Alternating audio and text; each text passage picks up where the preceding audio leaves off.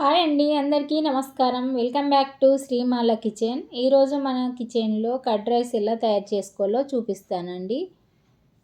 ముందుగా రైస్ని ఇలా ఉడకబెట్టుకోవాలండి. చాలా మెత్తగా ఉడకాలండి రైస్ అనేది. అసలు పలుకుగా అస్సలు ఉండద్దు. మెత్తగా ఉంటేనే టేస్ట్ బాగుంటుంది. ఇలా అన్నం వండుకొని తర్వాత ఒక గిన్నెలో వేసి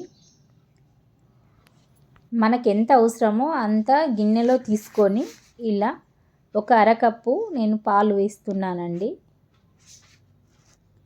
ఈ రైస్కి అరకప్పు పాలు అయితే సరిపోతుంది. ఒక అరకప్పు పెరుగు ఇలా వేసుకోవాలి. వేసుకొని మొత్తం ఇలా మిక్స్ చేయాలి. అన్నము మెత్తగా ఉంటేనే టేస్ట్ అనేది బాగుంటుందండి కర్డ్ రైస్కి. ఒక కడాయి పెట్టుకొని మనకు తగినంత ఆయిల్ వేసుకొని ఒక స్పూను శనగపప్పు.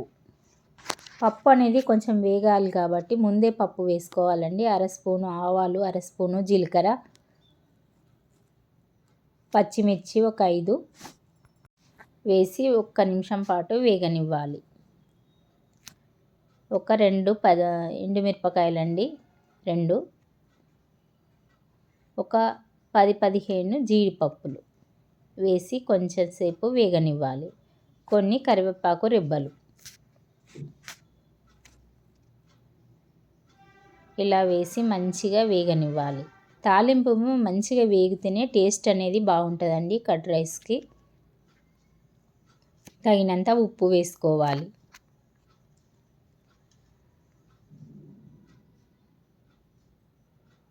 ఇలా వేసి మంచిగా మిక్స్ చేయాలి.